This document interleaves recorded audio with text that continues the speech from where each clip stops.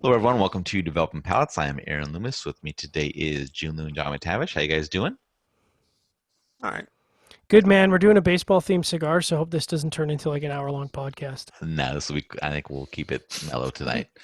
So today we are talking about the El Artista The Slugger by Big Papi. This is I came up with this term. I don't know if it actually exists or not. Double Churchill, 7 by 60. Are we okay with that? Fancy. The naming counts? All right. Fail. What's that? Incorrect. Mendigo?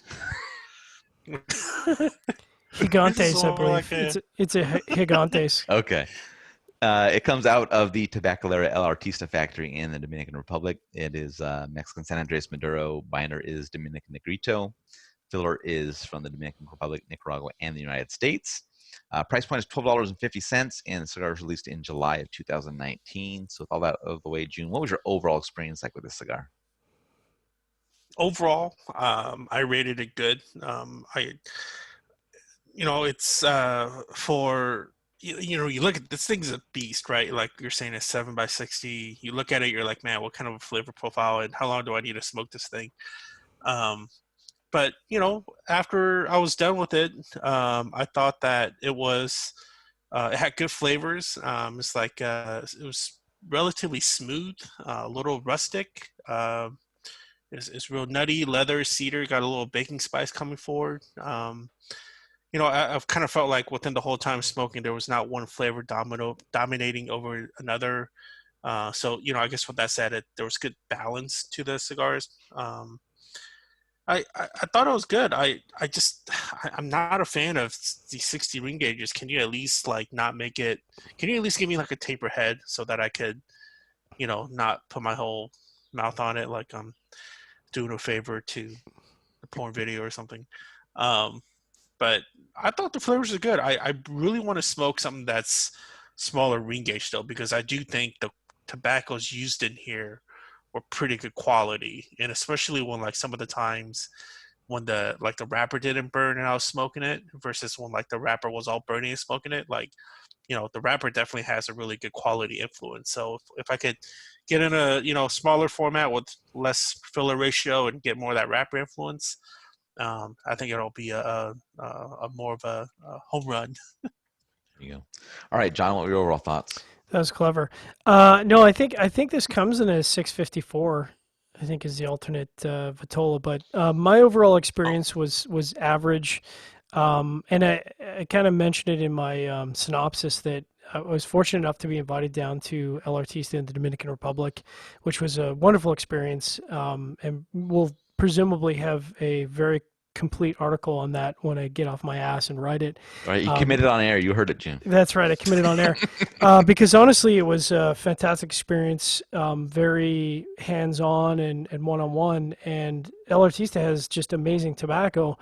The problem for me is kind of twofold. First, it I always find with the big ring gauge stuff, you're trading off the wrapper profile to the filler, and I think that for me, Mexican San Andreas does better on a sub 50 ring gauge cigar. You just get more of that profile.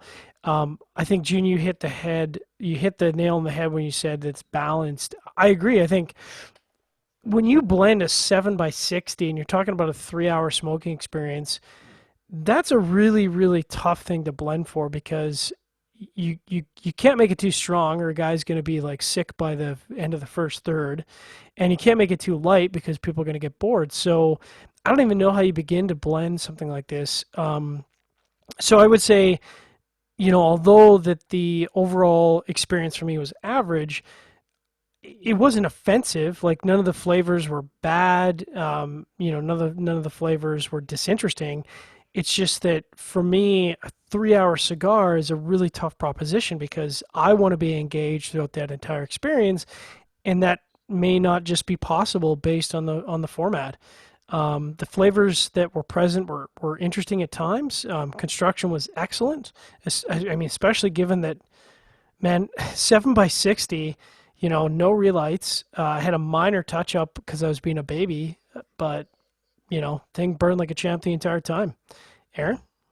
Yeah, I thought the cigar started off pretty average. Dropped down to subpar in the second third because the chalkiness was just too full for me. But thankfully, in the final third, that chalkiness kind of left, and it kind of brought the profile and enjoyment level back up, which was nice. For a cigar this size, I just need a better flavor profile to kind of maintain my interest. Size wise, in terms of ring gauge and length, there's just so much cigar here and so much smoking time that if you're in it for a while, you want to be able to enjoy it, and just there wasn't enough really here to keep my interest.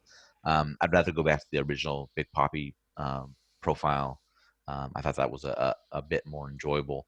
I think the size, the enjoyment level, and the price kind of likely keep me away from this one. And if, like what John mentioned, if there's a smaller ring gauge version of this, I wouldn't mind trying that just to see what it smokes like. Maybe I don't know. Maybe I enjoyed the wrapper more than the fillers, and that would give me a better ratio for that. So I don't know.